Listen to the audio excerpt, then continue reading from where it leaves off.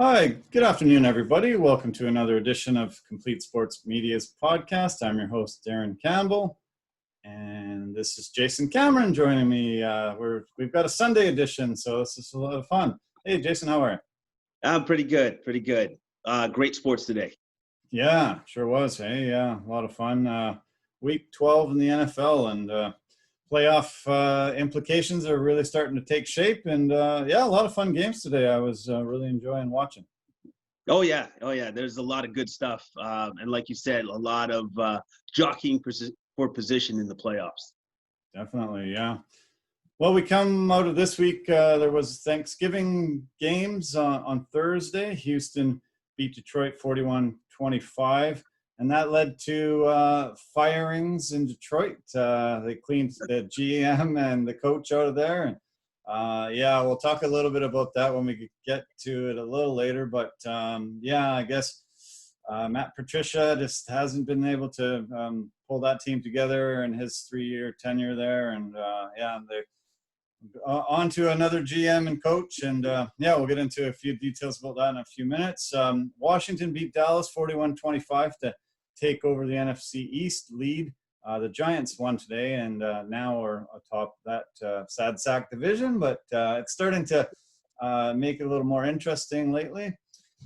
This afternoon, there was only 3 games, but it was definitely the Hill brothers that took over. Tyreek Hill had one absolutely phenomenal first quarter. This went crazy, and Taysom Hill got a couple touchdowns for the Saints as they keep rolling without Drew Brees. But what do you think about Tyreek Hill and how spectacular he looked in the early part of that game?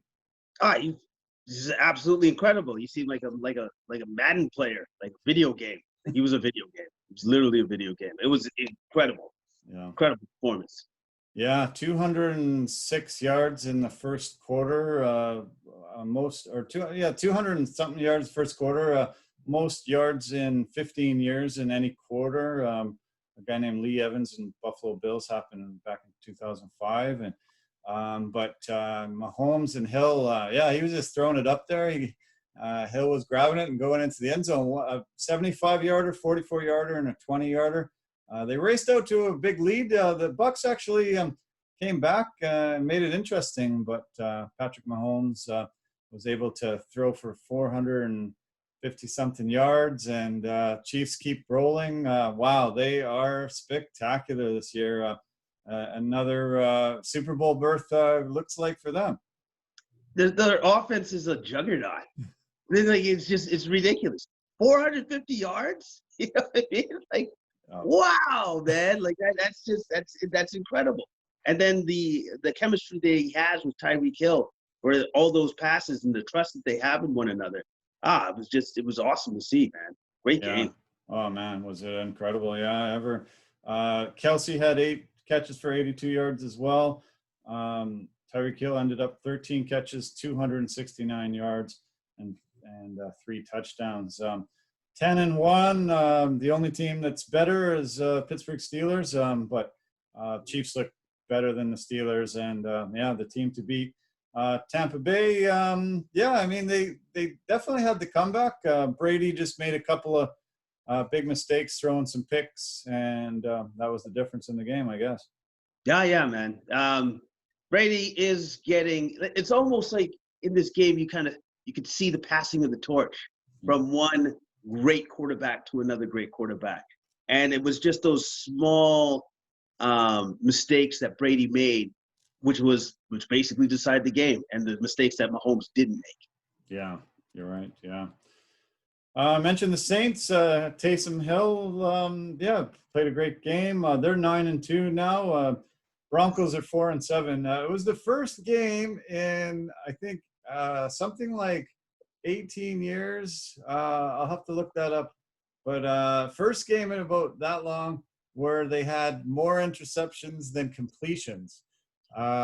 Denver was hit super hard this week. All 4 quarterbacks were in the COVID protocol. And so they tried a guy that's never played QB, never even played an NFL game yet, Kendall Hinton.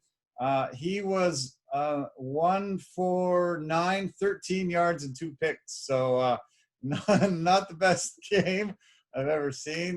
They did a lot of wildcat. They were trying their best, but it was a wipeout, 31-3 for the Saints.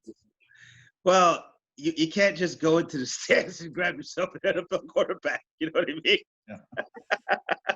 Yeah. No kidding. Yeah. So it's to be expected, unfortunately, for the Broncos, since they actually had nobody in the backfield to really, I don't know, do the quarterbacking job. When I heard that yesterday, I was just like, man, I wish I had $1 million. I'd put it on the Saints for sure.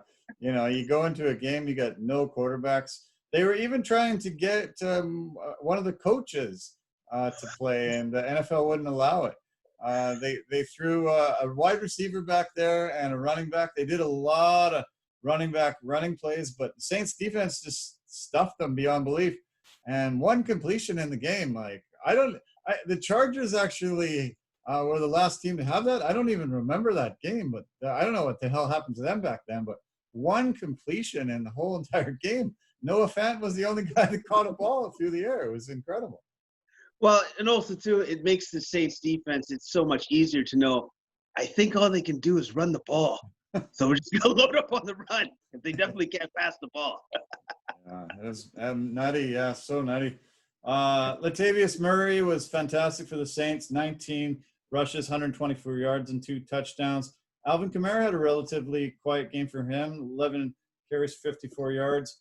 Michael Thomas was the only guy that caught more than one ball. He got 4 catches for 50 yards. But, Saints are looking, really good without Breeze so far. Taysom Hill is a weapon. He had 44 yards rushing and a couple touchdowns himself, and they haven't missed a beat. With that great defense and just enough, offense, they're doing really well. And also, too, luckily, they've kind of entered the easier part of their schedule, so to speak, for the Saints. So with Drew Brees going down with the way that he did, this was actually fortuitous timing because of the way their schedule is set up. So it's good for the Saints. Yeah, big time, yeah. The other late game had the 49ers have a huge upset. They got their 5th win of the year, 5-6 now on the year, beat the Rams 23-20. Robbie Gould hit a 42-yard game-winning field goal to finish it off. Shocking. The Niners have been decimated with COVID, injury troubles this year, and they just were able to pull out a huge win. Yeah, the 49ers, man. Impressive stuff considering all the obstacles that they've had to overcome so far this season, and against a very, very good Rams team. So, at least they haven't tanked. They're not throwing in the towel just yet. So good on the 49ers. And they found out that they're homeless now for the next at least 3 weeks. Santa Clara County has said that there can be no contact sports for the next 3 weeks. So they've reached out. I don't know if a deal's been finalized yet, but there's talk that they're going to play their home games in Arizona Stadium. So, we'll see what shakes down there. But another interesting COVID development. Oh, yeah. Well, you know what? It's kind of funny to me to hear that more states or counties or places in the U.S. are not doing this. I guess they're good. I guess they don't actually have a problem down there. They're fine. Yeah, no doubt. Hey, yeah, good, very good point. Yeah. Yeah, it was great to see some of the guys come back for the Niners. Raheem Mostert, he'd been out for a while. He had a touchdown run, 16 carries, 43 yards. Deebo Samuel coming back, 11 catches, 134 yards. Richard Sherman coming back. He got a big interception. And, they were really happy to welcome those guys back. Big contributions for another win. And, they're obviously in that NFC West where, all those teams are jockeying for position at the top. But, maybe they can squeak in with a wild card spot later on. They might be able to do that. But let's be honest here. They've got to win some games down the stretch, especially in that very, very tough division. It's not going to be an easy thing for them to do or accomplish. But at least now they have some weapons back on the team. Yeah, exactly. Yeah. This Vikings-Panthers game was quite exciting. Both teams under 500, but the Vikings ended up pulling out a huge 28-27 win. This was kind of cool because Chad Beebe, Don Beebe's son, had he went back to recover a punt, fumbled it, and Carolina ended up picking up the ball, scoring a touchdown, going ahead of Minnesota. The next drive, Kirk Cousins threw to Beebe 3 times, found him in the end zone to get the go-ahead score, and they pulled out the win. Carolina missed a 54-yard field goal at the end to lose, but cool to see Don Beebe's son in there making a contribution and making up for a big gaffe that almost cost them the victory. Yeah, he got lucky. He had a chance for redemption, and he capitalized on his chance. That's for sure. But also, too, I wanted to say, 2 defensive touchdowns by Jeremy Chin. That was pretty impressive how he ran those 2 back. That was amazing stuff. Yeah, it was a strip sack on Cousins, one of them, and I think Cook had a fumble in the pile on the other one, and 2 big defensive touchdowns. You'd think usually when a team gets that many, they pull out the win, but Vikings didn't quit. Yeah, no, Vikings didn't quit. They had no quit in them, and Cousins was able to find BB in the end zone there. So, do you remember Don Beebe's most famous play ever? Oh, wait. Was that when he stripped Larry Allen when he was trying to rumble in and bumbling into the end zone? Is that right? Leon Lett was the guy, but not Larry Allen, but Leon Lett. Remember when he was holding the ball out, trying to dance into the end zone in the Super Bowl?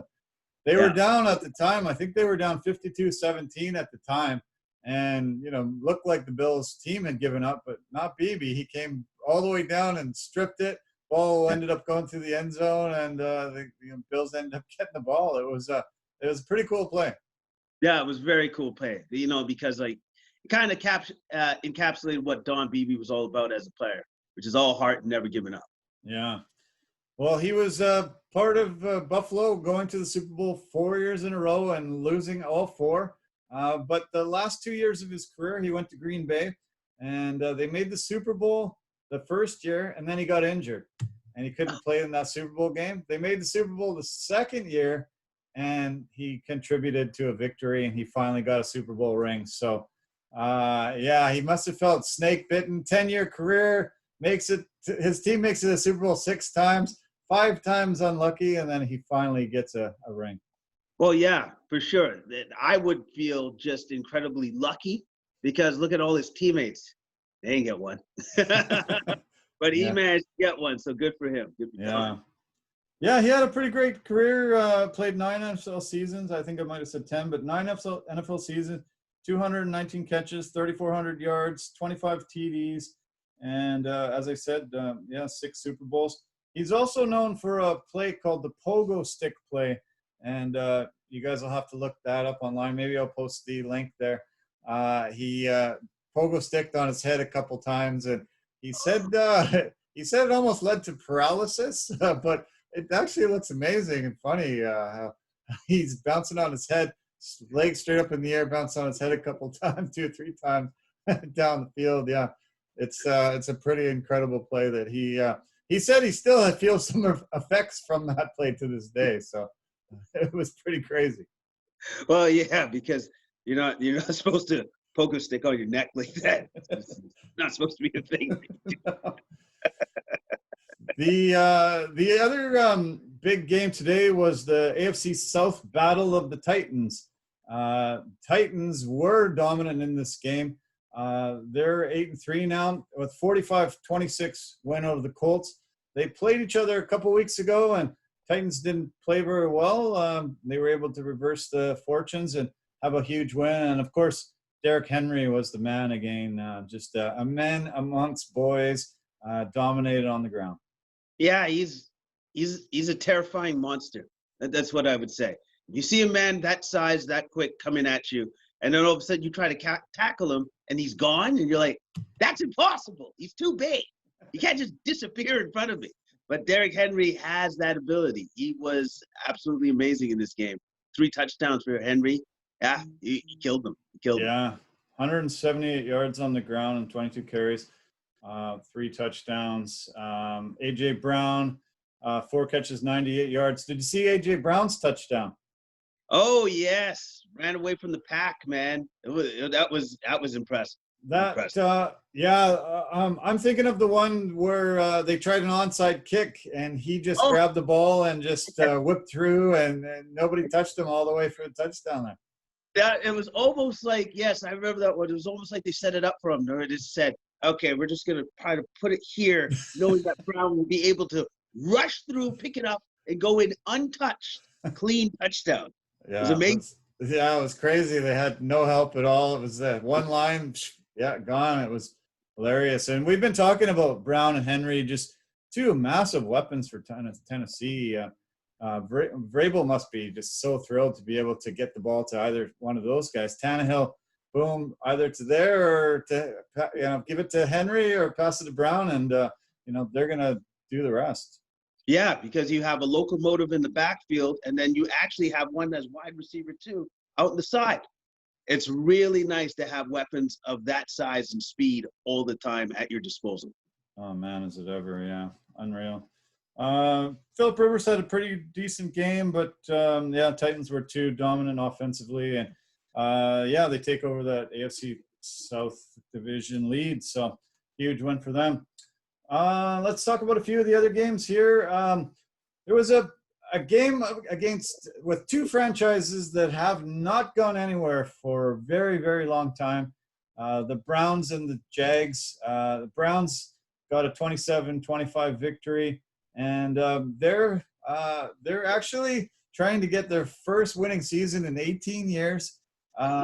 They have been terrible for a very, very long time. And you and I every week just think, I don't know, I'm not convinced. They beat a Jags team that's lost 10 in a row. So, you're not, even still confident of them. But they do keep beating those teams that they should.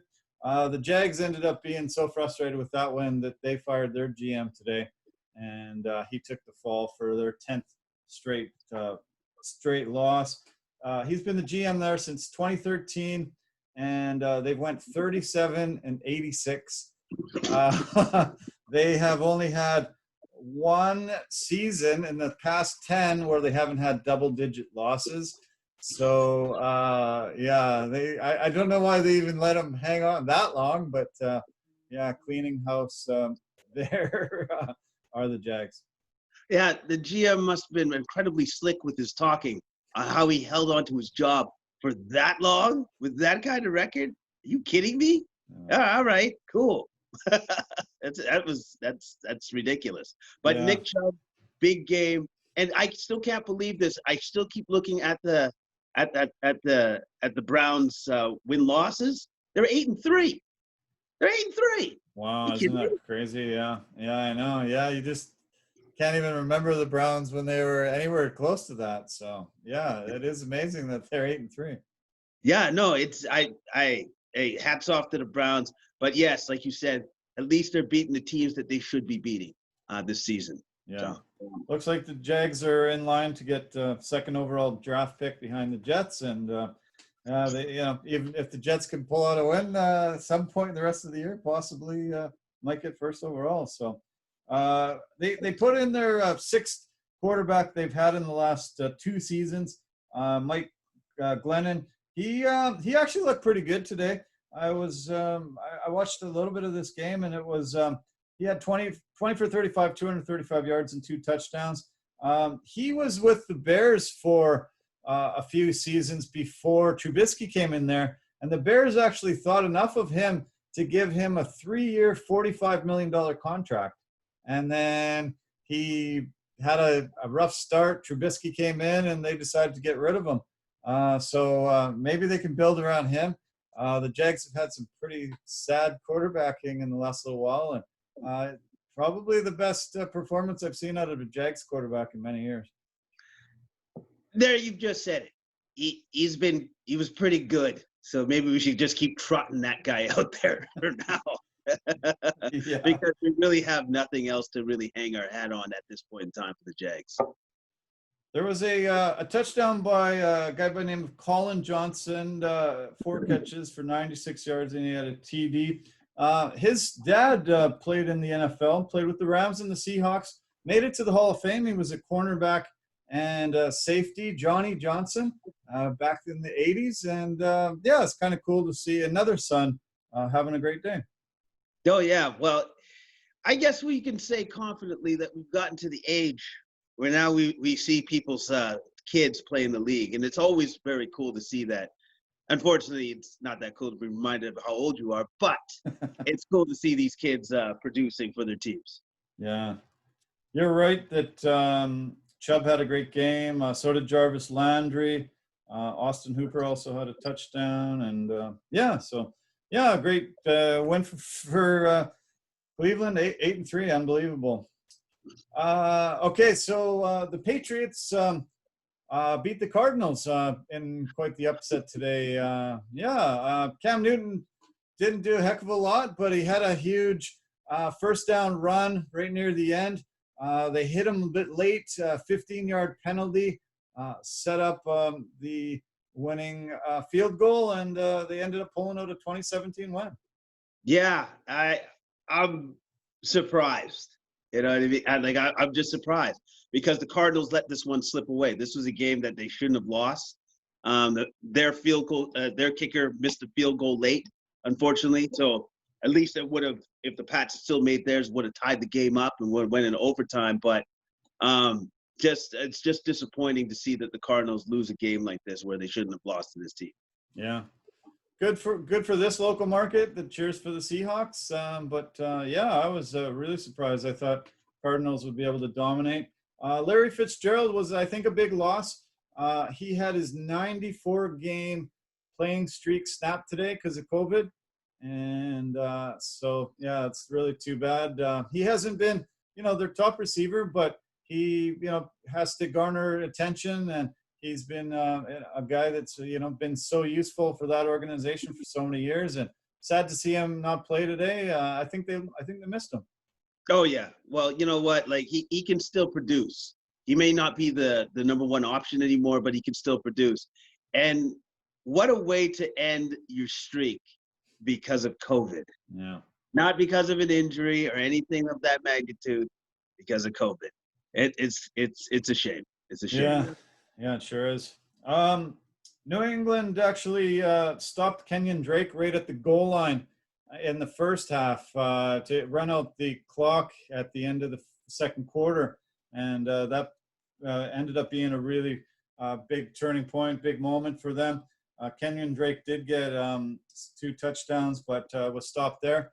And the Patriots almost stopped Cardinals again, but they kept getting some penalties. They had stopped them on a 4th down. They stopped them on another big 3rd down, but then they got some penalties, and Cardinals then eventually punched it in. But huge win for the Patriots.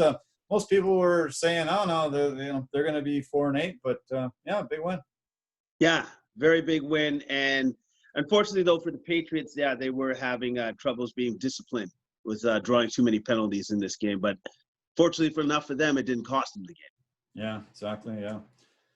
Buffalo kept rolling. They're 8-3. Beat the Chargers, who are 3-8, 27-17. Bills. Still looking good. They used a little bit of trickery, and Cole Beasley threw a touchdown pass to Gabriel Davis, and Dawson Knox got a touchdown. Devin Singletary looked good on the ground, and they churned out another big win. Yeah, the Bills are just overall great team play and a great win by them. But again, I look at the Chargers, and they just don't look. It's been unfortunate for them. They don't look like a 3-7 team. I think they're better than that, but it's just the roll of the dice hasn't gone their way at all this season. No, exactly. Yeah. Herbert had another great game, 31 for 52, 316 yards and a touchdown. Austin Eckler came back. He had been out for a few weeks. He ended up having a lot of yardage, 14 carries, 44 yards on the ground, 11 catches for 85 yards and a touchdown. 85 yards from your running back through the air is pretty incredible. There's a lot of teams that are utilizing this running back out of the backfield option, and Eckler's another big guy to keep them rolling along. Yeah, well, hey, the guy could pass, man. So that's pretty. That's a great weapon to have, a great hidden weapon to have for sure in the lineup. Chargers against the Patriots next, and the Bills against the 49ers. They're just not sure where that game's going to take place. Probably Arizona. So stay tuned, and we'll update you. Okay, this was a shocking result. The Falcons crushed the Raiders 43-6. Falcons getting their 4th win. Raiders now 6-5. Julio Jones was out. Todd Gurley was out, but Falcons somehow miraculously had a phenomenal game and just blew out the Raiders. I don't even know what to say to that. I don't even know. Like, I'm a Falcons fan, and I'm just like, where was this? I don't know, most of the season or any of the season. Okay. So, yeah, great win by the Falcons. Unexpected win by the Falcons. And especially with them putting up that many points on the board. That's, wow, unexpected. Yeah. Their defense came up big. 2 picks off Derek Carr and a fumble recovery.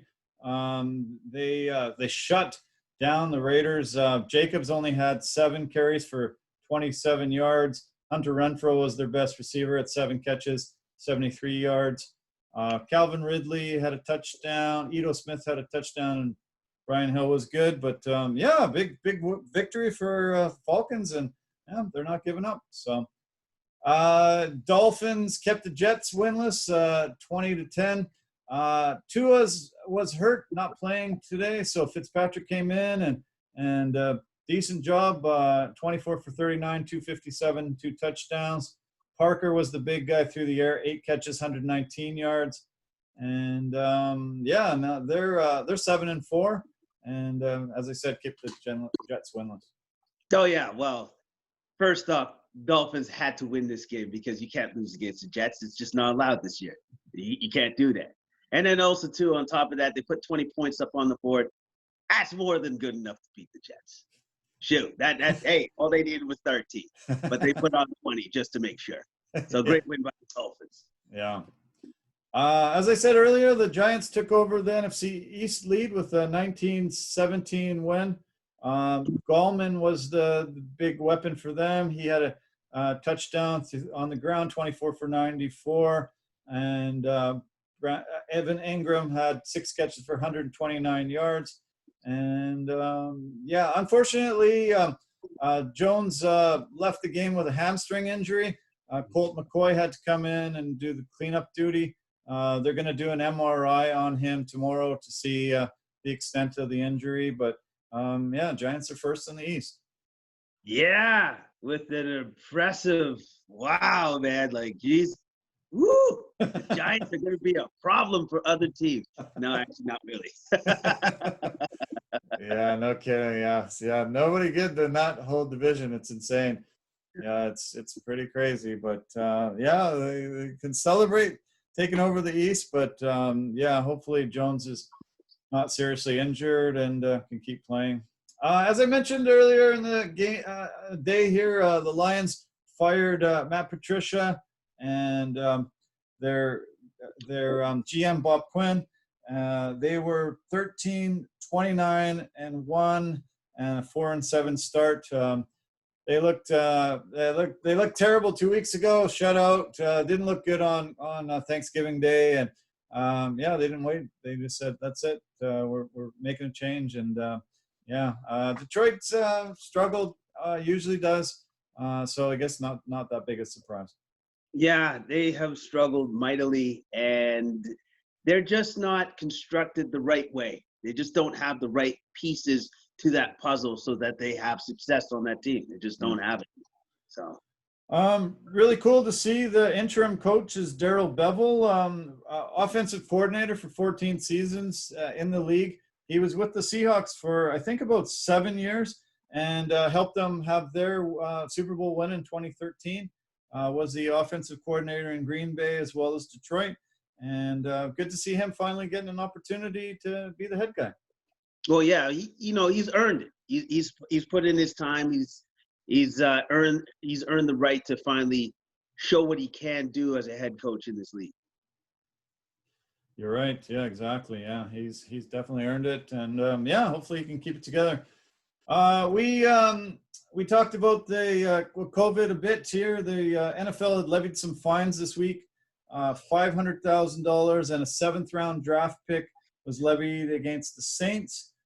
They said there was breaches in week 9 after they did some investigations and levied that fine. And the Patriots got a $350,000 fine from some October breaches, the violations around the Cam Newton, COVID, and all that. So, yeah, they're getting stricter and stricter, and we're seeing games getting delayed, games getting canceled.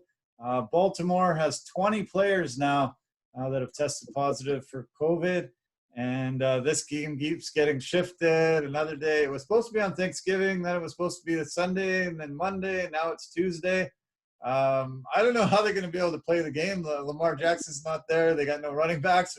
You and I joked just last week that Lamar Jackson might have to be the running back and the quarterback, but now he's gone. So I don't know. You know, they're going to have to be like Denver was today and just try to get other guys in there, wide receivers. Who knows? I don't know what the hell they're going to do. Well, you know what? Do a raffle and just have any fan just come out on the field. It's like, you want to be an NFL player for a day? Come on, man. We're doing a raffle. That would be amazing. Right? That would be amazing. Holy cow. Any given Sunday. Holy shit. Yeah, no, that would be fantastic. That'd be great. But you know what? Going forward for the league, they had to have known that this is going to happen. I'm sorry. Yeah. Like this is something that this is going to be just a cost of doing business now. You guys have chosen to go to the arenas and go to different states to play these games. You can't control everything. This is the result. This is what happens when you don't bubble. Yeah, you and I talked about it, and we just thought this was going to happen.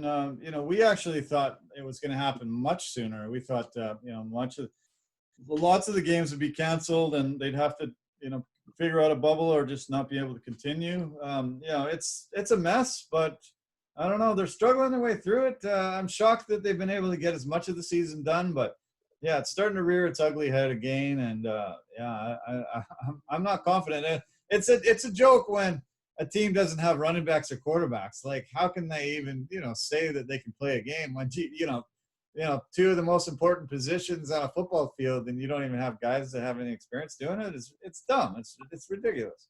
It is ridiculous, but let's think of it this way: what happens when we get to the playoffs and this happens? Yeah. Really?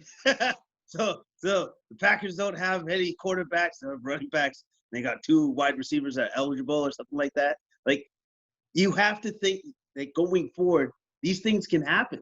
Yeah. And it's going to make a farce of the playoffs. If it does actually happen in the playoffs, oh, man, it's not going to be good. Yeah, well, we saw the NBA and the NHL go into a bubble and have no COVID cases at all and be able to play the whole entire year. And they talked about an asterisk being beside this team because it would be the easiest, championship to ever win. And it actually legitimized these rings. It legitimized the whole thing. Actually, people said it might have been one of the hardest championships to ever win. But the way the NFL is going, it's not going to be that way. A lot of things are going to be like, this was a joke. What a wasted season. They don't even, whoever won that Super Bowl, it doesn't even count. Don't even put their name in the record book the way it's going. Yeah, and it could turn out that way.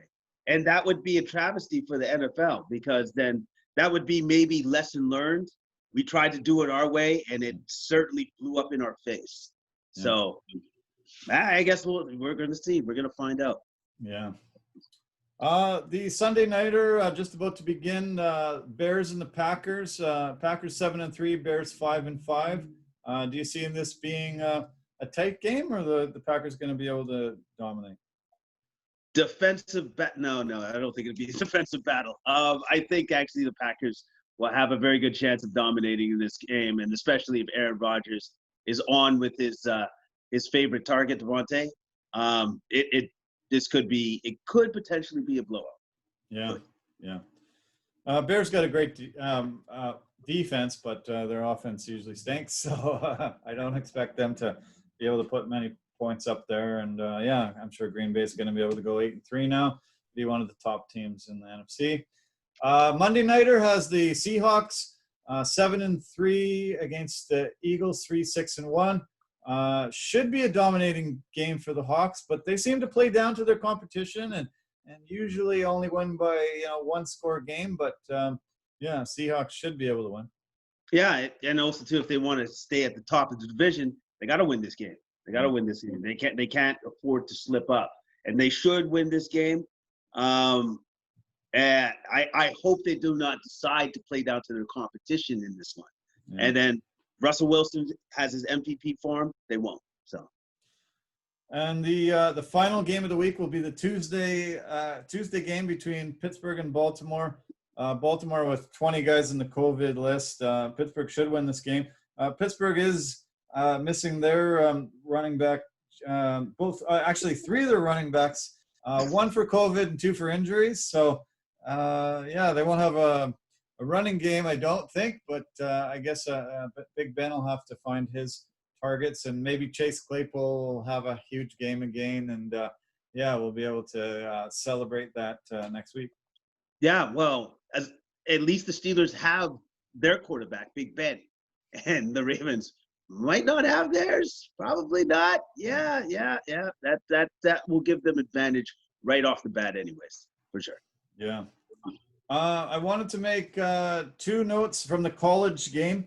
A woman by the name of Sarah Fuller was the first woman to ever play college football for one of the 5 major conferences in the FBS. She was able to get a kickoff on the second half. They asked her to do a squib kick, and they said she did it perfect. She was brought in because of COVID. They had lost some of their guys. She actually plays on the Vanderbilt soccer team as their goalie and just won the SEC championship last week, had a huge 3-1 win. And they said she's got the most powerful leg on the team, and they said you should bring her out. She came out during practice all week, was nailing field goals, and they gave her a chance. Vanderbilt lost 41-0. They didn't even get into field goal range. So she wasn't able to attempt a field goal, but pretty cool to see her break another barrier. Yeah, no, very cool, very cool. And I do love the fact that their opponents that they were playing showed some decorum, and nobody tried to light her up with a huge block. Yeah, that would have been rough, eh? Holy cow. Yeah. There's 4 women that have played in college football before, but never on a major squad. Yeah, there goes my lighting again. 4 women. I'm going to try to get their names right. Liz Heaston in 97, Tanya Butler and Kate Nida in 2003, and April Gass in 2015. But this is the first woman to play in a major conference game. And yeah, I think they want to keep her. I'm not sure how the COVID's going to work and if they can get any of their kickers back. But yeah, kind of great accomplishment, and it made all the highlight shows last night. And yeah, it was a big story yesterday in the world of college football. And the other big story was from the Buffalo Bulls team. They are 4-0 in their conference, and their running back had 8 touchdowns yesterday. They won. They beat Kent State 70-41, and he had 35 carries for 409 yards and 8 TDs. He was pulled out of the game before it was finished, or else he would probably hold every major record they have. He tied the record with Howard Griffith with Illinois back in I don't have the date here, but first player since Ricky Williams to get 300 yards 2 weeks in a row. And yeah, just a phenomenal game, man. This short little 5'9", 200-pound guy, give him the ball, and he just scored every time he touched the ball. It was amazing. It sounds to me like he reincarnated as Bo Jackson in Tecmo Bowl, if you remember. And I so do. he's completely Yeah. unstoppable juggernaut that nobody can tackle, nobody can stop. That's just amazing. That's an amazing 2-week span of football for that young man. Yeah, it was super cool. Yeah, look at the highlights. I'm gonna actually post a bit of a link to the story because yeah, it was cool to see him. He looks super small. Maybe he's not even 5'9". I don't know, but super small little guy. But he would just blast through the line and just he was gone. Nobody could catch him. And it was incredible highlights. That's awesome. That's awesome to see that he actually did that and was able to score 8 touchdowns, which is, I can't remember the last time anybody scored 8 anything. No kidding. Yeah, incredible. Okay, well, that's the NFL for now. Yeah, crazy week, lots of COVID stuff, but some fun games to watch, and we'll give you an update before the end of the show on the Sunday nighter, the Packers and the Bears game. I want to get into talking a little bit about our partners and sponsors before we get into some combat sports. We're going to talk some UFC and some boxing. I want to mention Anchor FM. They have been a really great partner and sponsor for us. They've been really amazing at posting on multiple platforms, and it's the easiest place to make a podcast. So Anchor FM is the place. Verbero, the hockey equipment and apparel company. They are an industry leader in technology, value, and performance. And the V350 stick is a stick that you need to have if you play hockey at any level. Pampas and Possibilities. They sell dried floral and designs, floral arrangements, and installations. And yeah, you can find out tons of details on our website, as well as Forever Living, the aloe vera company for health and beauty products. So just go to CompleteSportsMedia.com, and there's links there where you can save some money to purchase some of the products. So thanks so much. Okay, well, we had another UFC night, and the main event was rocked by COVID. They had to pull out. Derek Lewis faced Blades, and Blades was got COVID, had to fall out of that match. So the co-main event became the main event. And yeah, how'd you think of the card, even though the main event was scrapped? The card was, for the most part, was pretty solid. The main event would have actually made it just that much better because I was really interested in seeing how that fight was going to play out. But for the most part, the UFC has been getting very good at scrambling at the last moment to make sure that the event is still viable to watch, and they did a good job again for this Saturday. Yeah, I think it actually is the 4th week in a row where the main event has been affected by COVID, and actually even the next 2 events are going to be affected by COVID, and we'll talk about that in a few minutes. But yeah, they have been doing an amazing job scrambling and trying to pull it together. But yeah, it's oh man, it's so frustrating. You start getting excited for the card, and then just last minute you hear about these pullouts. But yeah, anyway, Anthony Smith was able to get a huge victory. He was on a bit of a slide there. He had lost 3 out of his last 4, and really wasn't looking too good in his last 2 fights. Got beat up really bad by Glover Teixeira a couple of fights ago. But yeah, he looked great against Devin Clark, and had a really big submission win. Yeah, Devin Clark is a very powerfully built man, and Smith did the right thing with Clark being over aggressive, took him to the ground, and eventually worked his way to a submission, the triangle choke, man. And it was nice and tight, and tight. Yeah, he only actually landed 4 strikes in the fight, 1 significant strike. 2.5 minutes in, he was able to sink that choke in. He said he got hit just as he was backing up, and it threw him off balance. Went against the cage, got a really good double underhook, took him down. There was a transition made by Clark to get back onto the top, but eventually Anthony Smith showed his really good black belt BJJ skills and was able to finally get that triangle choke. And man, it was deadly. It was sunk in pretty deep. Yeah. Well, he said in the post-fight that he knew that he had an advantage in the jiu-jitsu department against this man. So all he had to do was just be patient and get him down to the ground. And when Devin Clark did the reversal, that was a great reversal. He did everything right there. He realistically showed his extreme power in that move. Yeah. But then fell into, Anthony Smith's guard, and then he was able to lock up that triangle choke and put him away. That was Smith's 50th fight as a mixed martial artist. So that experience paid off, obviously. Oh yeah, man! At 50 fights, that's amazing. That's an amazing number for any professional fighter. Yeah, he got $50K for that, and he was always hey, I want a title fight. I want a title fight. Didn't look great against John Jones, and then as I said, had a little bit of a setback last couple fights. But there's talk about him maybe fighting Paul Craig possibly, Luke Rockhold, or Jimmy Crute. Those are the names that were bandied about last night and today. All three of those would be great. He actually tied Paul Craig with the most light heavyweight finishes since 2016 with 5.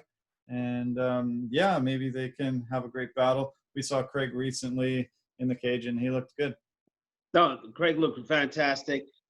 I'm kind of interested to see if Smith does end up fighting Luke Rockhold, because that's a guy that we haven't seen for quite some time.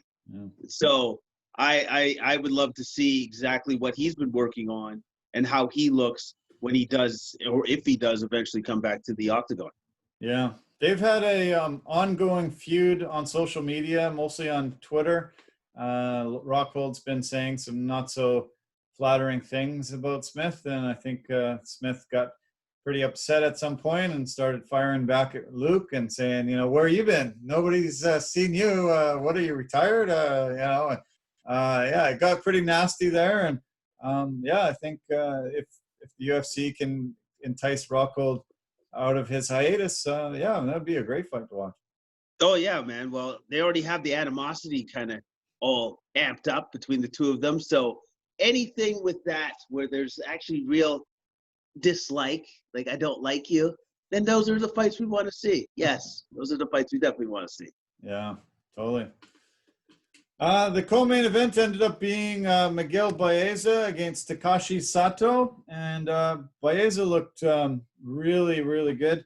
Got a submission win 4.5 minutes into round number 2, and another triangle choke, this one via the arm triangle choke.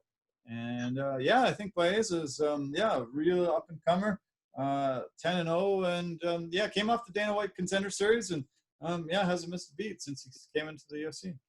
Oh, he looked fantastic in this fight. Stand up, really, again, picking Sato apart from distance. And then eventually when he did get him to the ground, didn't let him off the hook, ground and pounded him, eventually till he got the position he wanted for the arm triangle, jumped into the position, put him away. He beat Matt Brown a little bit ago quite handily. In his post-fight interview, he said his dream fight would be against Robbie Lawler. So that would be amazing, I'm sure. And then there was some other names bandied about today, Sean Brady and Nico Price. So, we'll see what's next for Mr. Baeza. Yeah, and also, too, I give him all the credit in the world for wanting to call out one of the absolute worst assassins, best assassins, whatever you want to call it, in Robbie Lawler. That's not somebody where you just call that name out lightly, because if he hears you, he's going to come for you. Yeah. Yeah, he said he just, it took him a long time to think of his dream fight, but he said beating Matt Brown was, such a huge feather in his cap, being such an, immortal legend. And then he thought, Robbie Lawler would be another one of those guys that he would just love an opportunity to fight. Grew up cheering for him, really liking him and the way he fights. And he said, he would have a lot of fun preparing for a fight like that. And why not? I like when guys will be bold enough to call out legends like that. And why not see what you can do against them? Of course, of course. I appreciate the courage that they do have when they call out these legends, and then they come out and they say, okay, so if you wanted a piece, now you get it. Here we go. Yeah. No kidding. Yeah. Okay. The fight preceding that one was the heavyweight battle between Parker Porter and Josh Parisian. Two big boys, 263 and a half and 265 and a half they weighed in at. Parisian definitely came out a little too strong, didn't have the stamina to back up his output in that first round, and Porter was able to be the better fighter in the second and third round and took the decision win. I was really impressed with Porter's endurance in this fight. Like, he just basically, he wore Parisian down. I'll give Parisian all the credit in the world. He stuck in there, he hung in there, but he was definitely gassed by the time he got to the second round. And he was literally operating on fumes for the rest of the fight. He didn't have much left. But great dominant win by Porter, though. Really took it to him. Yeah, I suggest if you're a fan of heavyweight fighters, dial this one up. They definitely threw a lot more punches than normal. Actually, they threw more punches than ever for a 3-round fight. They set the record, 240 combined significant strikes. Yeah, fun fight. Yeah, when you're packing that much weight, you got to be careful. They weren't as careful as usually some of these heavyweights are, and they definitely threw a lot of heavy punches, and both guys can take a punch and both guys can give a punch. Oh, yeah. Both guys can do both those things. And again, I'm just surprised at the output and the pace that they put on, because no wonder Parisian gassed out. If you throw that many strikes, but Porter, again, super impressed with his endurance level in that fight. Yeah, big time, yeah. Okay, the featherweight battle between Bill Algeo and Spike Carlisle. Senior Perfecto, Bill Algeo. Yeah, really great performance, and I really enjoyed this fight. They were really a lot of great transitions, a lot of really good striking. Yeah, I enjoyed it a lot. I did too, because you saw two different styles of how you can fight. You saw Carlisle, who's a big movement guy, does these big moves, very explosive moves all the time to try to get at his opponent. And Algeo, who is just super calm, cool, and collected, and very loose in there, and lets things just come and flow to him. And I think that's actually what kind of helped him get this win, because with the way that Carlisle fights, he burns himself out. Yeah. And Algeo just being more relaxed in the ring, in the octagon, made it easier for him to continue fighting at the pace that he needs to fight to win this fight. Yeah. It was Algeo's first UFC win. He was scheduled to go on an anniversary trip, his first wedding anniversary to Mexico, to Tulum, he said. And then all of a sudden the UFC called and said, can you fill in late notice? And he said, oh, I'm definitely going. Was able to get a huge win, get a win bonus. And he lost in his first fight against Ricardo Lamas, who's a longtime veteran, but he got pretty confident in this fight, and he called out Giga Chikadze. And we'll see. I don't know if Chikadze wants to fight somebody that doesn't have a big resume behind him, but why not? He made the call out. You know what? You got to make the call out on some of these fast risers right now. If you don't catch on to their coattails, so to speak, then you might get lost in the shuffle. And so, good call out by Algeo. Don't know if it's going to happen, but hey, anything's worth a try. Yeah. This women's bantamweight fight between Norma Dumont and Ashley Evans Smith started off a little bit rough, because Norma Dumont did not make weight. She was 4.5 pounds heavy, and that's not good for a woman, especially at that weight. She was dominant and won this quite handily, but if she can't make that weight, it was her first attempt at trying to get that weight. Didn't do a very good job at that.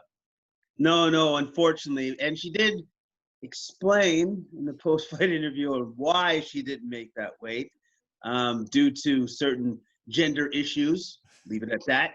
So, but even with that being said, she has to understand that it's her responsibility to make the weight, regardless of what she's going through. So I'm sure she'll be better prepared for next time. Yeah. Yeah, let's hope. Yeah. Or she's got to fight a higher weight class. Yeah. We'll see. Okay, this featherweight fight kicked off the main card, and it was JSP. Not GSP. We got a JSP, Jonathan Pierce. He fought the Hawaiian Kai Kamaka, and it was a pretty impressive performance. 4.5 minutes into round 2, he got the knockout, got the TKO. I'm gonna say I was super impressed with Pierce because I kind of thought that Kamaka would be the better fighter of the two, and for a while there he was, but Pierce really showed some heart and determination in this fight, and then started wrestling and grappling with Kamaka and going more into his world and away from Kamaka's stand-up, where I thought clearly had a advantage, and by doing that, changed the outcome of the fight and changed the whole pacing of the fight for sure. Very, very smart of him to take the fight to the ground. He had lots of takedowns and was, really smart. I think he knew the advantage was his on the ground and took it there and got a huge win. That was his first UFC win, and good on him. Oh yeah, man. I again, very great win for Pierce to recognize the fact that I'm not going to be able to beat this guy on the feet. So I'll take it to where I know I have an advantage, which was in the grappling department. The feature fight in the prelims was a bantamweight battle between Anderson dos Santos and Martin Day. And Martin Day looked great. The Spartan was the favorite going in. Really, just to me seemed like the better fighter. And then he made a huge mistake. He jumped up, took him down with a double leg. Got his neck caught in a choke and guillotine choke and lost to a submission 4.5 minutes into the first. Big mistake by him. Yeah, it was a huge mistake because even as he charged in for that double leg where his neck was at, you could see Dos Santos actually beginning to lock up the guillotine choke as he was being taken down. And unfortunately for Day, his head did not pop out when they collided into the mat. And that was all she wrote, literally. Yeah, that was it. Yeah. And you don't really want to do that with most Brazilians. So, too bad. He'll learn a big lesson there. I thought he was the better fighter in the first part of that round, but definitely took the loss there. So, women's flyweight fight between Gina Mazzani and Rachel Osteovich. Mazzani ended up getting the knockout late, 4:10 into the third. She used some really brutal front kicks, got her in the liver a couple times, and Osteovich couldn't recover that from that second kick, took her out. Yeah, this was a great fight, actually. Osteovich was able to do some great counters, was dealing with Mazzani's pressure pretty good, but Mazzani's pressure was constant throughout the fight. And so then finally, when he was able to target that liver and get those teep kicks in, Osteovich could not deal with that, especially off the second one. That was it for her. Great win by Mazzani. Yeah, it was cool to her post-fight interview. She's engaged to Tim Elliott, who trains with James Krause. Krause took over Mazzani's camp this time. And she looked as good as I've ever seen her by far. And Osteovich didn't look like a slouch at all. But it was a great win by Mazzani. And I'm sure if she stays with Krause in that camp, better things will keep coming for her. Oh yeah, for sure. It definitely seemed to me with the cornering of Krause in her corner and how she was reacting to his cornering, it looked like a very good match made. So. Good on her for the win, and I assume that she'll be staying with him for the future. Yeah. Okay, so this flyweight fight, we had a Canadian, Malcolm X Gordon, out of Ontario. He faced a really tough guy, Sue Madarji, who's called the Tibetan Eagle. Yeah, Madarji, it was definitely the superior fighter. Was able to throw some very powerful strikes that took Gordon out, put him down on the canvas, and wasn't able to recover. The ref had to jump in and save him. Yeah, yeah. It only took Stu less than a minute to win this fight, and it almost had like a after effect after he hit Gordon, where he just realized, oh, he hit me really hard, and now it's time for me to fall down. Yeah, no Yeah, kidding. Yeah, a bit of a delay there, wasn't there? there was a little bit of a delay, but great win by Stu, and he picked Gordon apart, used his distance, used his superior length, put the fight away. Yeah. It was actually the third fastest finish ever in the flyweight division. 44 seconds it lasted. And yeah, it's too bad. Too bad the Canadian didn't fare very well, but I think it was too big of a step up in competition. And Sue ended up getting $50K for the huge quick win. And the first fight of the night was a catchweight fight. They fought at 140, and Nathan Manus against Luke Sanders. And Manus ended up getting a $50K bonus as well for a big win. 2.5 minutes into the second round, he got the submission victory. Yeah, well, Manus was able to get that victory because he followed Sanders as he was trying to exit out of range. He followed him and was able to clock him with a 2-punch combo, where he followed them down to the ground again, ground and pound, and then rear naked choke. Yeah. Great win by Manus. Great win by Manus. Yeah. Manus had the 5-inch reach advantage going in. He was 5'10" to 5'6". His strikes were great. He was able to really transition quickly to the rear naked choke and get the win. And $50K to start the night. It's kind of cool. The first 2 fights of the night and the last 2 fights of the night were where they got the bonuses. So it's always amazing when the first fight or the second fight get that bonus. Imagine having to wait in the locker room, having to wait, watching all these other fights, just praying that nobody else has a better performance than you did. But good on the UFC for rewarding the guys on the early card. Yeah, man. Well, the UFC's been doing very well by rewarding their guys. And how about this? Just rewarding their athletes by continuing to put on shows for us fans. So he's rewarded everybody. Yeah, definitely. Okay, so we've got fights coming up. Next fight is Jack Hermansson against Marvin Vettori. Kevin Holland tested positive for COVID, so he was pulled from that fight and will fight the following week. I think this should still be a really good main event as long as these guys don't test positive for COVID. And what do you think? How do you think this one's going to shake out? It's going to be a good fight. It's going to be a good fight because Vettori's a solid fighter. But I have a feeling, since Hermansson's been on a roll lately, his aggressive grappling style might win the day in this one for sure. I think he's literally on a roll where he's probably going to win this fight. Yeah. I would think. Yeah, you're right. Hermansson's looked phenomenal.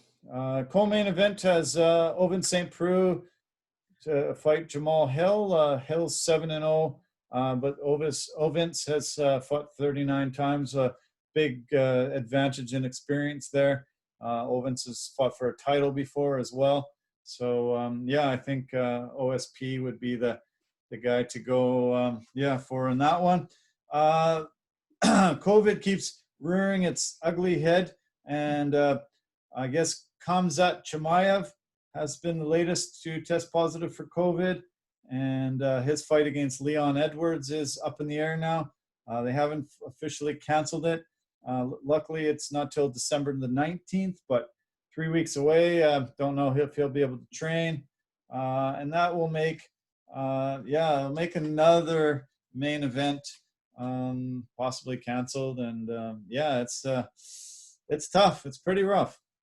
No, it is very rough, man. Like it's unfortunate, but this is what we have to deal with trying to go forward. And again, the UFC has been great in these situations at scrambling to make fights happen. And this is going to be a thing going forward for next year too, of them consistently scrambling to try to make these fights happen. Yeah. I am really looking forward to the Brandon Moreno, Davison Figueiredo fight. 21 days apart. Those guys fought last weekend, and they both fought in UFC 255, and now they're going to be fighting UFC 256 in a couple of weeks here. And that is the record by far. 21 days between title fights. 56 days was the old record. And that card, if it doesn't get changed, is looking really exciting. Tony Ferguson, Charles Oliveira on the co-main event. I sure hope nothing happens and we don't get that one derailed as well. Fingers crossed. Both fingers crossed. Both fingers of mine are crossed. So I'm hoping that we get to see that fight because those fights are fantastic. It'll be great fights to watch. Yeah. Well, UFC keeps chugging along. It's been tough. They have to keep scrambling, but they're chugging along, and we'll keep seeing fights all the way up through December. So can't wait. In the other world of combat sports, there was a spectacle last night. I don't know what to call it exactly. A bit of a circus. Having a main event where both men are in their 50s, I don't think is the right message to be sending boxing fans and combat sports fans of all. I had to watch it because that's what this job is. But you just didn't even want to watch it. Eh? Did you get to see any highlights today? I saw the highlights. I saw the highlights, all right. And guess what I saw? Exactly what I thought I was going to see. I saw two men that are in their 50s that showed flashes of how they were in their youth, but they were just flashes. In the end, they just showed that they're 50-year-old men getting in the ring and punching each other. Just as Snoop Dogg said, I believe in that in the commentary, it's just two uncles fighting at a barbecue. Yeah, that's pretty much what it was. Two uncles fighting at your barbecue, and then one guy was eventually the aggressor, which was Tyson. I do love the fact that the celebrity judges, okay. Anyways, the celebrity judges gave it a draw, where clearly Tyson seemed to be the one that won that fight because Roy Jones, did he even train for the fight? Did he even try to get himself in shape? I'll say this: Tyson looked great. Yeah. Tyson looked good. Yeah. Like he actually looked like he put forth effort. It looked like Jones was just like, nah, I'm just gonna get off the couch. I'm just gonna go do this thing, and then that'll be that. Yeah, that was bizarre. That was bizarre that Tyson hasn't been the guy that's fought. Tyson hasn't fought in 15 years. Hasn't had a win in 20. And Roy Jones last fought in 2018, but Tyson looked to be much better condition. Supposedly he lost 100 pounds for this fight. And, you'd think you'd see loose skin. You'd think you would see somebody that just couldn't do it. But, man, he looked actually in really good shape. For a 54-year-old man, I was pretty damn impressed. No, yeah, I was very impressed myself. And also, too, maybe this also gave him the motivation to actually get himself back into shape, and I believe it did. Now, the same can't be said for Roy Jones, clearly. No. Clearly. So strange, yeah. It was, the draw was decided before they even entered because they both put a belt on after the match. So you don't make two belts if you're only going to have one winner. If you think it's going to be a draw, you make two belts. So, the scoring was just ridiculous. After every round, I was looking at it. I'm like, what the hell are they doing? Vinny Panzienza, I think he scored almost every round 10-10. I'm like, you're supposed to be a judge. You're paid. You're actually being paid, I think, to show up to make a call on who you think won each round. And, it was like, oh, I'm just going to put 10-10 up there every time. It was such a joke, the judging.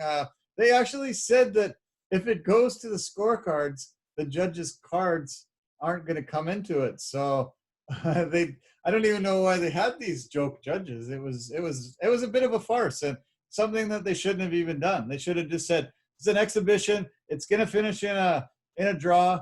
Enjoy it. And that's what they should have said. It was dumb that they even had these judges. Well, yeah, because they did it a little bit like I don't know, wrestling, like WWE, you know, like where they had the storyline already down pat, and it's just like now they're just going through the motions, so to speak.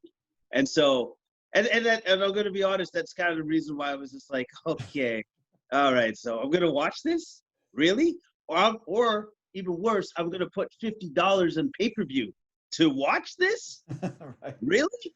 Man, no. I'd rather watch, like, you know, the guys that actually do it for a living and are still doing it, you know. Yeah. Yeah, no, you're right. You know, the thing I thought might attract you to it was all the rappers. They brought in a ton of rappers, and Snoop Dogg was his, you know, amazing usual self. And he had this commentary, which was great. Two uncles fighting in the backyard barbecue. Mauro Ranallo said that they were all high. They had one of their main sponsors as a company called Weed Maps, and it's a way to find out where you can get your weed anywhere around the world. There's places for the dispensaries, places where you can find it. Lots of guys were smoking weed, and Mauro said they all got contact highs, and I think they said they weren't even testing for that. So I feel like Tyson and Jones were probably high going into the ring. Yeah, probably, because let's be honest, this whole thing was supposed to be a spectacle. It's a spectacle, and then I believe even in the fight before their fight, didn't you have like a YouTuber fight? You had a YouTuber fight against a guy that's retired from NBA basketball, Nate Robinson, and I think the YouTuber knocked him out. Yeah. Now, if I'm a professional athlete of Nate Robinson, sorry, that's a little bit embarrassing. Yeah. It's a little bit embarrassing that a YouTuber knocked you out like that. That's why maybe you shouldn't have even gotten the ring. But whatever. Apparently, it was all done for charity, and that's always a good thing. It's always good to bring money for a charity. But in the grand scheme of things, our normal people want to put $50 of your hard-earned dollars, especially in this climate, for that. I don't know. Yeah. Tyson made it sound like he plans to keep fighting. He wants to keep doing this. He made the comments through the week that he heard that because Jerry Rice was 2 seconds slower now than when he was at his height of his popularity and how good he was, that he couldn't play in the NFL anymore. And he thought, that's ridiculous. What's 2 seconds? This guy had the greatest hands, one of the greatest wide receiver ever. Now he can't perform. And I'm a boxer. I should be able to fight forever. Why can't I pull this off? And now he wants to do a ton of these things. He wants to have all different types of athletes perform after their pro career is done. And I'm not sure how it's going to work, how it's going to play out, but he's calling it the League of Legends.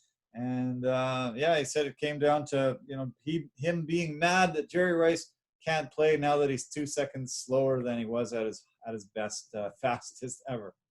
Okay, so we're gonna have a new sports channel called Geriatric Sports. Is that what we're gonna do? That's gonna be a thing now. Sounds great, Tyson. I can't wait to see it. I really can't. I would say pretty much my favorite thing of the night was seeing Israel Adesanya do some commentary, seeing Sugar Ray Leonard do some commentary, Mauro Ranallo. Those three guys had a lot of really good takes and a lot of fun hearing the legend of Sugar Ray and seeing Adesanya. Adesanya said, hey, I'm a virgin at this, and I'm having fun. And it was actually kind of cool to see them calling fights, and maybe they can call some real fights soon. Yeah, well, you know what? Like Adesanya coming from the MMA world, maybe his insights are a lot different from what the other guys are. And that's a cool dynamic, because I want to say, is that one of the first times we've ever seen the crossover where an MMA guy actually did commentary on a boxing match. Yeah. I don't know if that's ever happened before. And so, I like that. That's cool. Yeah. Maybe there could be more switch over like that too, where boxing guys can comment on MMA stuff, especially when it comes to stand-up or what they know. So it adds a new wrinkle to both combat sports. Yeah. This YouTuber, Jake Paul, he has 3 billion followers on social media. He said he's one of the most hated men in the world, and he doesn't mind. He actually looked good, but obviously Nate Robinson, first fight ever. He called out Conor McGregor, and I actually think that this could happen at some point because Conor garners massive popularity. This Jake Paul's obviously got some popularity in his world. I could see it happening at some point in the next few years. Yeah. Oh my goodness. Yeah. I guess that's the world we live in now, where YouTubers can call out like real fighters and then make it happen. God. Okay. Yeah. Okay. Great. Well, let's talk about some real boxing. Coming Saturday, Errol Spence Jr. is going to be fighting Danny Garcia, and that actually should be a hell of a fight. Yeah, man. Okay. Now we're getting to the good stuff. All right. That is an excellent fight. Excellent fight with big implications for both those fighters. Errol Spence Jr. is a fantastic fighter, and so is Danny Garcia. And that's a boxing match I cannot wait to see. Can't wait for that. Danny Garcia is a former 2-division champion. Spence last fought against Mickey Garcia, and same venue. He pitched a shutout, didn't lose a round, won a unanimous decision. He's 39-1 with 30 KOs. And this definitely sets up a collision course with Terrence Crawford. It might be, if Spence wins, it might be the next fight, but they've actually been talking with Crawford to fight Manny Pacquiao. They already had a fight agreed to with Pacquiao that was supposed to take place in Qatar. When the pandemic hit, that fight was canceled. They're still trying to work that as Terrence Crawford's next battle, but if Spence and Crawford both win these coming fights, they're supposed to fight, and one of them might be considered the best pound-for-pound boxer in the world. Yeah, well, and that makes sense because unfortunately Loma lost, so he's out. He's now out of that conversation for now, anyways. And if Crawford can get that fight done with Pacquiao, which is still amazing that Pacquiao is still fighting at that incredible level that he is, at the age that he is, with as many fights as he's had. It's utterly amazing. But if they can get that done, and then the winners of those fights fight, oh man, that'd be fantastic to see. That'd be great. Yeah, I'm excited. Boxing's starting to become relevant again. This little circus act that happened this weekend hopefully won't derail a lot of fans to it. Hopefully a lot of people weren't mad that they put down that $50 and watched the pay-per-view. There was actually a really good fight on the undercard. I won't even bother with the details with it early, but yeah, I'm super looking forward to this coming weekend, and it's going to shape the division for a while, and who can take that middleweight title. It's a lot of fun. Spence is great, and you and I watched that Crawford fight a couple weeks back, and he looked phenomenal then. Oh yeah, man, Crawford did look phenomenal, and once that man decided to turn it on, once he downloaded the information he needed from that fight, Kell Brook had no chance. No chance, yeah. No chance, exactly, yeah. Green Bay just scored another touchdown, and I think they're up 13-3 now in that Sunday nighter, so coming together. I did want to mention one thing that I forgot to mention while we were talking about Derrick Henry. He entered some very elite company this game. The most rushing yards in an 8-game road span since 1970. He's third all-time now. Eric Dickerson leads. He had 1,188 yards. Earl Campbell, 1,127. Derrick Henry's third with 1,121. Barry Sanders and O.J. Simpson round out the top 5 on that list, all over 1,115 yards in an 8-game road span. Pretty cool to see those names on a chart. I needed to take a picture of that and mention it. Okay, well, that's amazing because Derrick Henry is amazing, and he belongs up there with all the greats, and he's proving that time and time again every week. Yeah, you're right. Exactly, yeah. So before we go, let's just really briefly talk about the NFC and AFC playoff pictures. The Saints are division winners, division leaders. The Saints, Rams, Packers leading the division. Wild card spot has the Seahawks, Buccaneers, and Cardinals in a really good position.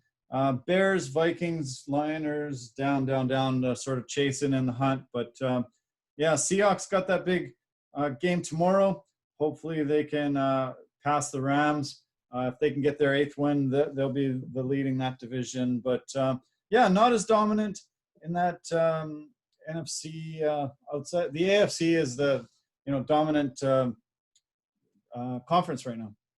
Yeah, man. Oh, because like they got the Steelers in there, and the Steelers are looking like the most dangerous team out of the AFC right now. So Steelers, Chiefs, Titans. Oh yeah, and the Chiefs too, right there. Chiefs as well, and then the Titans behind Derrick Henry, because it's hard to stop that damn locomotive coming right at you.